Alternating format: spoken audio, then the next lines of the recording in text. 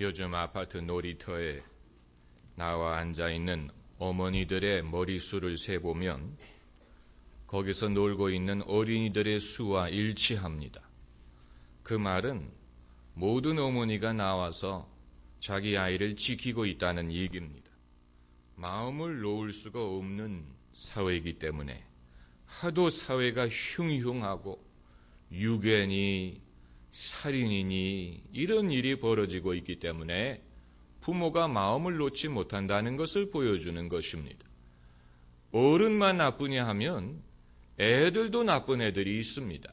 최근에 인터넷 포르노를 흉내를 내서 고학년 학생이 저학년을 성추행하는 일이 발생하지 않았습니까? 그러니까 이렇게도 마음을 놓지 못하고 저렇게도 마음을 놓지 못한다는 얘기입니다. 아이들이 조금 나이가 들면 나아지느냐? 아닙니다. 그때부터 공부 때문에 지옥이 시작됩니다. 공부의 지옥. 사람이 공부를 위해 존재하는 것인지 공부가 사람을 위해 존재하는 것인지는 알 수 없고, 그렇게 공부를 강조해서 이 민족을 다 학자로 만들려고 하는지도 알 수 없지만, 아무튼 아이도 힘들고 엄마도 힘들고 아빠도 힘들어요. 성적과 씨름하는 것이 아니고 엄마와 씨름하고 엄마는 자식과 씨름합니다. 도대체 이것이 언제 끝이 날 것이냐? 이게 싫어서 조기 유학을 보내자니 기러기 아빠, 기러기 엄마들이 생기고, 도대체 가족이라는 것이 그러면 무슨 의미가 있느냐? 그것도 괴로운 일이지요. 도대체 부모와 자녀의 쉴 곳이 어디 있습니까? 우리가 쉴 곳은 예수님의 품밖에는 없습니다. 할렐루야. 예수님의 품밖에 없습니다.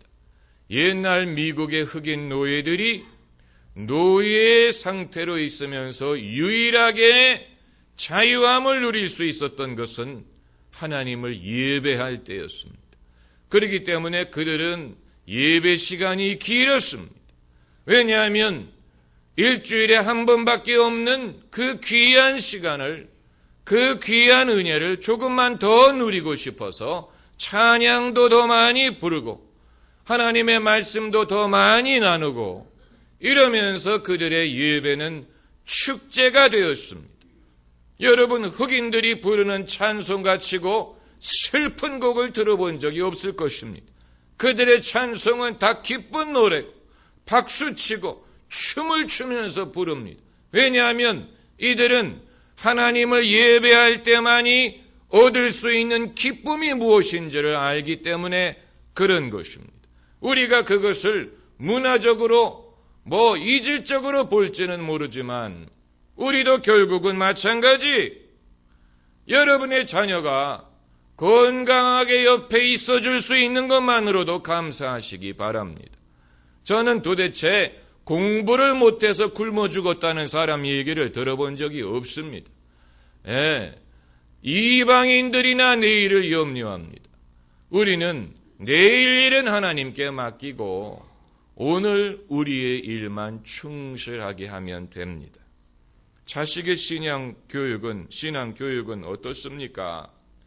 예수님을 믿는 사람이라도 자기 자식의 신앙이 좋다고 자랑하는 것을 저는 본 적이 없습니다. 공부 잘하는 것은 자랑하는데 아이의 신앙이 좋다고 자랑하는 부모는 못 봤습니다. 오히려 염려합니다. 저러다가 목사가 되지 않을까. 그건 환영하려고 하지 않습니다.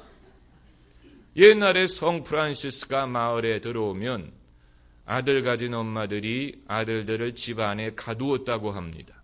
왜냐하면 성 프란시스의 얼굴을 보고 감동받아서 자기도 수도사가 되겠다고 할까봐 집 안에 가두었습니다. 여러분, 이것이 부모의 심리예요. 우리 모두 마찬가지입니다. 우리는 이해할 수 있습니다. 옛날에도 아마 그랬을 것입니다. 그래서 사무엘이 하나님의 종이 된 것은 본인의 선택에 의한 것이 아니고 그 엄마가 자식을 낳지 못했기 때문에 하나님에게 서원했기 때문입니다. 하나님이 나에게 아들을 주시면 그 아들을 하나님에게 바치겠습니다 해서 하나님이 그에게 아들을 주셔서 한나가 그 소원을 지키다 보니까 사무엘을 어렸을 때부터 성전에서 자라게 한 것입니다. 만약에 한나가 아이를 쑥쑥 잘 낳을 수 있는 여자라면 절대로 하나님에게 서원하지 않았을 것입니다. 애를 못 낳기 때문에 하나님과 거래를 한 것입니다. 하나님이 나에게 무엇을 주시면 내가 그것을 하나님에게 드리겠습니다. 여러분, 사람은 절박한 환경에 되어야 하나님과 거래를 하려고 합니다. 내가 무엇을 드리겠으니 무엇을 나에게 달라. 사실 우리가 갖고 있는 것 중에서 하나님이 원하는 것은 별로 없습니다. 우리가 무엇을 하나님에게 드릴 수 있습니까? 그러나 사람은 뭔가를 하나님에 드리겠다고 하면서 거래하기를 참 좋아합니다. 옛날에 제가 어느 목사님 사무실에 갔더니 그분 책상 위에 잡동사니가 수북히 쌓여 있었어요. 가방에다가 무슨 뭔지도 잘 모르겠는데 뭐가 잔뜩 쌓여 있어서 목사님 저게 뭡니까? 물어봤더니 교인들이 나 쓰라고 갖다 준 물건들인데 처치 곤란이라서 여기 쌓아두고 있다고. 혹시 마음에 드는 거 있으면 가져가라고. 아마 하나님도 그런 고민을 갖고 계시는지 모릅니다. 하나님 책상 위에 수북히 뭐가 쌓여 있는데 이게 뭡니까? 하면 살려주면 목사 되겠다고 헌신한 사람들이다. 하나님의 의견은 물어보지도 않고 무조건 살려주면 뭐 하겠다. 여러분, 그럼에도 하나님이 사무엘을 쓰셨다는 것은 그게 은혜입니다. 여러분, 사람이 언제 하나님을 배려해서 뭘 드린다고 하지 않습니다. 전부 다 자기가 갈급하고 자기가 문제가 있기 때문에 하나님이 나를 도와주면 뭘 드리겠습니다. 이러는 것이지 어느 누구도 처음부터 하나님을 배려해서 하나님에게 드리려고 하지 않습니다. 가장 좋은 것을 드리려고 하지 않습니다. 그러나 그럼에도 하나님이 우리가 드리는 것을 받아서 쓰신다는 것은 그건 참 놀라운 은혜가 되는 것입니다.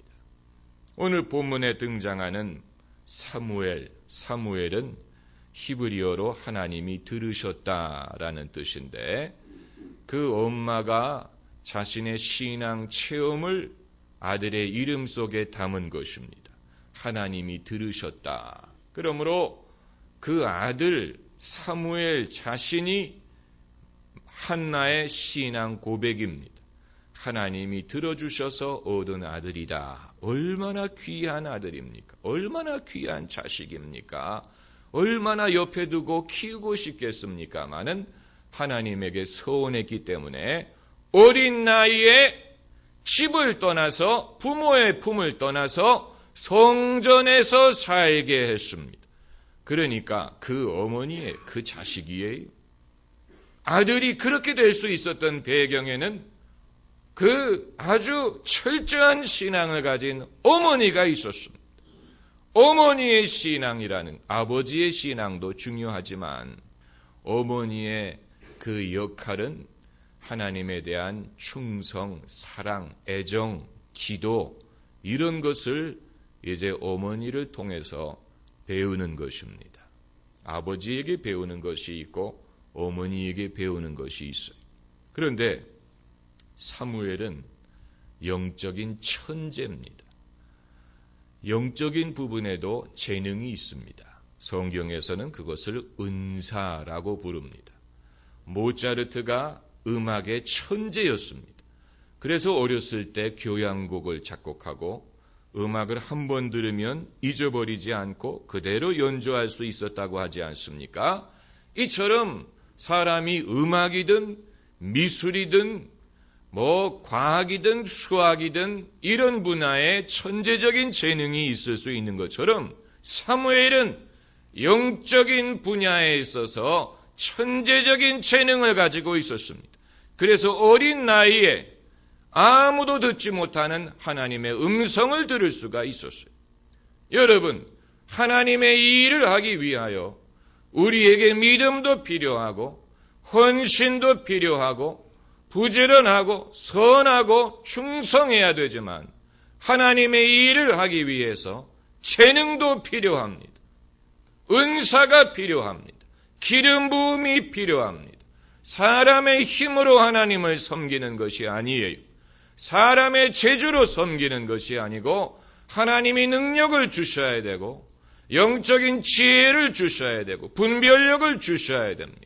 그렇기 때문에 제자들에게 예수님이 예루살렘을 떠나지 말고 하나님이 주시는 성령을 기다리라고 말씀하신 것입니다. 이 11 제자처럼 최고의 신앙 교육을 받은 사람이 없어요. 예수님이 친히 3년 반 동안 데리고 다니면서 가르쳤습니다. 얼마나 귀한 교육을 받았습니까? 그러나 그것만으로 주님의 일을 할 수가 없었던 것입니다. 그들은 주님이 가르친 것 플러스 위에서 내려오는 성령의 능력을 받아야 했습니다. 그렇기 때문에 제자들이 오순절 성령을 받을 때까지 기다려야 했던 것처럼 사무엘도 어머니의 헌신이 있고 기도가 있고 이 모든 것이 있었지만 거기에 플러스 하나님이 주시는 능력이 있었기 때문에 사무엘이 사무엘 될 수 있었던 것입니다. 이런 재능은 세상이 별로 알아주지 않습니다. 수학을 잘한다든가 음악을 잘한다든가 이런 건 세상이 알아줄지 모르지만 아무도 듣지 못하는 하나님의 음성을 듣는다. 그건 오히려 오해할 것입니다. 저 아이는 좀 이상해. 저거 정신적 문제 있는 거 아니야. 이런 식으로 오해를 할 수 있는 그런 것입니다. 그렇기 때문에 사무엘에게도 엘리라는 어른이 있어서 그를 지도해 줄 필요가 있었던 것입니다. 그래서 아이는 아이입니다. 아이가 스스로 분별하지 못합니다. 엘리 제사장이 자기는 비록 이 음성을 듣지 못하지만 그러나 사무엘이 듣는 음성이 하나님의 음성이라는 것을 분별해주고 그를 지도할 수 있었기 때문에 사무엘이 선지자가 될 수 있었던 것입니다. 우리는